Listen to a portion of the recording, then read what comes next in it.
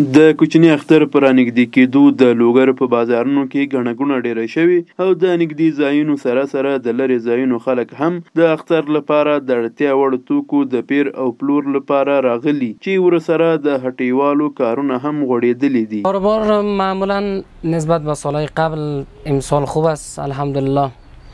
دیگه نرخ‌های امسال نسبتاً به سال قبل مناسب است. درست پوری الحمدلله نسبت به نور کالون څخه سه کال ډیر ارزانیم ده الحمدلله او بیروبار هم که ده اقتصاد کې هم خلک سوي دي نسبت له نور کالون څخه. دغه راز د لوګر اوسیدونکي بازارونو کې د لومړنیو خوراکي او ناخوراکي توکو د بیو پر ارزانتیا خوښ دي او له اسلامي امارت مننه کوي چې وخت نا وخت پر بازارونو څارنه کړي او نرخونه یې کنټرول ساتلي. دا چې نرخونه اکثر هم تاسو ته معلومات شته نرخونه مناسب دي تیر کلونو په پرتله باندې نو خلک کولی شي سودا وکړي او ګڼه ګوڼه هم ورځ په ورځ باندې زیاتېدونکې ده. الحمدلله ګڼه ګوڼه ښه ډېره ده.